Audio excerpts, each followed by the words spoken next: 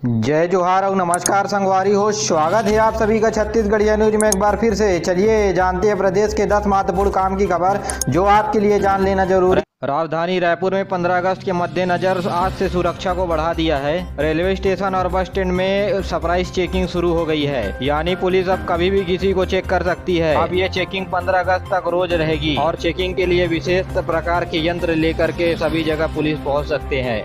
स्वतंत्रता दिवस के अवसर पर प्रदेश में कोई बड़ी अनहोनी न हो इसलिए चेक किया जा रहा है।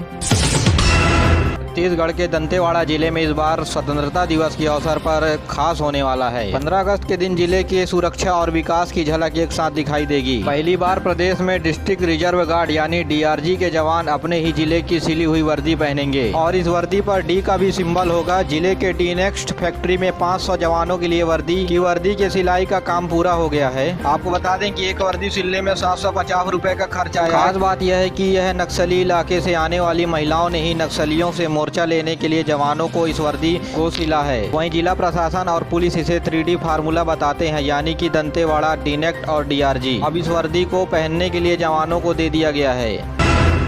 रायपुर में शहर की ट्रैफिक व्यवस्था को सुधारने के लिए पुलिस एक बार फिर से सख्त हो गई है। इस बार बेतरतीब ढंग से ऑटो चलाने वाले चालक निशाने पर हैं। कहीं भी ऑटो खड़ी कर सवारी बिठाने लगना तो तेज रफ्तार, अचानक रोक देना, बिना इंडिकेटर के मुड़ जाना और नो पार्किंग में खड़े करके कई बार शहर के अंदर जाम के हालात बनाना। ऐसे दो लापरवाह चालकों को पुलिस ने नो पार्किंग में ऑटो खड़ी करने कर जुर्म में गिरफ्तार कर लिया गया है। आपको बता दें कि प्रदेश में अब तक 4 माह में 4576 हादसे नो पार्किंग में ऑटो खड़े करने के द्वारा हो चुके हैं। साथ ही वाहन चालकों के द्वारा ऐसी लापरवाही करते हुए 2064 लोगों की मौत भी हो गई है।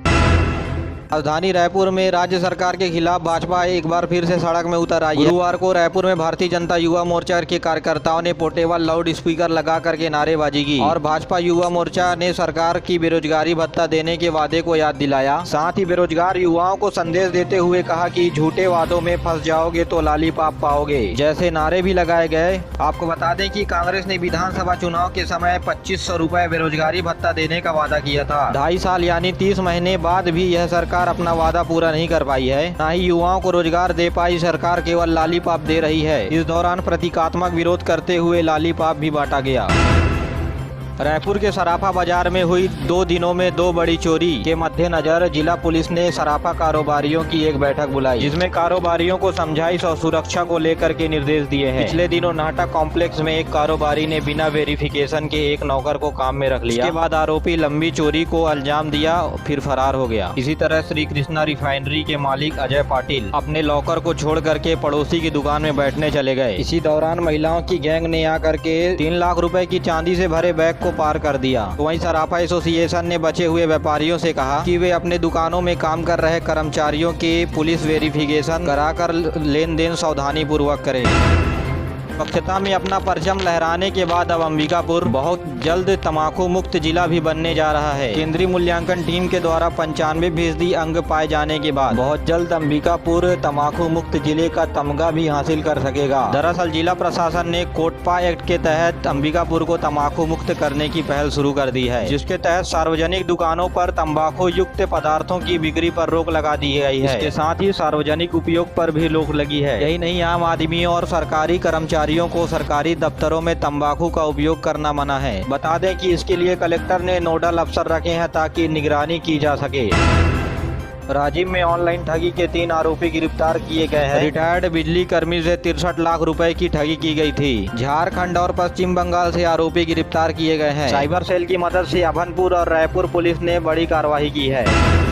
छत्तीसगढ़ के पिंडरा में 3 साल की बच्ची का जनरल नॉलेज इस दिनों सोशल मीडिया में सुर्खियों बटोर रहा है। दरअसल 3 साल की दर्शिता शर्मा विश्व भूगोल ही नहीं बल्कि सभी देशों की राजधानियां कंठस्थ याद हैं और बच्ची को भारत की कई जानकारियां मुंह जुबानी याद है। और बच्ची के माता पिता दोनों शिक्षक हैं। 3 साल की बच्ची की याददाश्त को देख करके सभी हैरान है।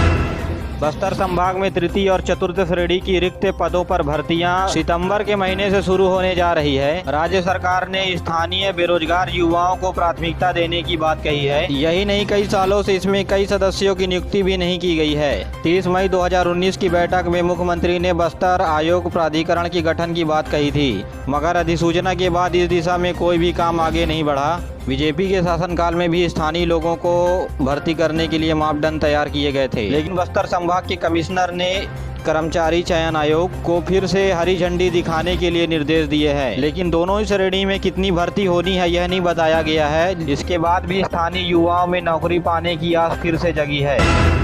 डोंगरगढ़ में मां बमलेश्वरी के दर्शन के लिए जाने वाले भक्तों की जान जोखिम में डालकर पुराने रोपवे को चालू करने के लिए टेंडर निकाला गया है। करीब 25 साल पुराने कलपुर्जों वाले इस रोपवे के संचालन के लिए जिम्मेदारी नगर पालिका और रोपवे कंपनी मिलकर करती है, लेकिन इस बार निकाले गए टेंडरों में स्थानीय पार्षदों ने ही टेंडर भरा, जबकि किसी भी अनुभवी कंपनी ने इसके संचालन के लिए टेंडर डाला ही नहीं। आरोप है कि यूपी की एक कंपनी ने टेंडर भरना चाह रही थी, लेकिन पार्षदों के सिंडिकेट ने ऐसा नहीं करने दिया। आपको बता दें कि कुछ समय पहले ही रोपवे की एक ट्रॉली टूटकर पहाड़ में गिर गई थी, जिसमें एक की मौत हो गई थी और 4 लोग गंभीर रूप से घायल हो गए थे। लेकिन इस घटना से सबक लेने के सिवाय माता के दर्शन के लिए आ रहे भक्तों की जान जोखिम में डालकर स्थानीय लोगों से रोपवे का संचालन कराने की तैयारी की जा रही है।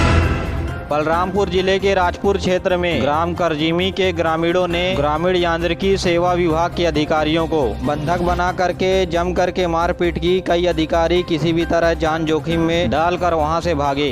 आरएएस विभाग के एसडीओ धर्मेंद्र गुप्ता ने रोते हुए अपनी आप बीती बताई। आरएएस की टीम ईडी जितेंद्र के नेतृत्व में ग्राम करजीमी में 15 लाख रुपए की लागत से बने पुलिया की जाँच करने पहुँची थी। वहाँ पर ग्रामीणों का आक्रोश अधिकारियों पर कहर बनकर टूट पड़ा। सैकड़ों की संख्या में ग्रामीणों ने अधिकारियों को दौड़ा कर कूटा। कई अधिकारी मौके से मार खाते हुए जान बचाकर भागे, तो वहीं एसडीओ समेत कई अधिकारियों ने घटना की रिपोर्ट दर्ज नहीं करवाई।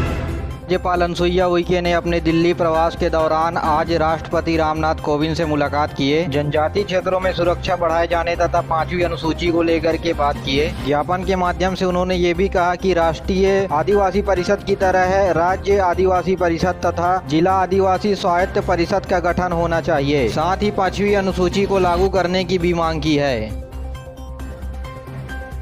आज़ादी के अमृत महोत्सव में युवा खेल मंत्रालय के द्वारा फिट इंडिया फ्रीडम रन का आयोजन आज 13 अगस्त से की जा रही है। खेल एवं युवा कल्याण मंत्री अनुराग ठाकुर इस आयोजन का शुभारंभ करेंगे। नेहरू युवा के खेल निर्देशक श्रीकांत पांडे ने बताया कि इस योजना की शुरुआत आज 13 अगस्त से पिंडरा गौरेला मरवाही जिला और सरगुजा जिला से की जाएगी। इस कार्यक्रम की शुरुआत अंबिकापुर में 10 बजे कलेक्टर परिषद से होगी। नेहरू खेल संगठन और राष्ट्रीय सेवा योजना के स्वयंसेवक भाग लेंगे। इसके बाद अलग अलग दिनों पर प्रदेश के अलग अलग जिलों में ये कार्यक्रम का आयोजन किया जाएगा, जिसका समापन 2 अक्टूबर को होना है। आखिरी में रायपुर, रायगढ़ और नारायणपुर जिले में इसका समापन किया जाएगा।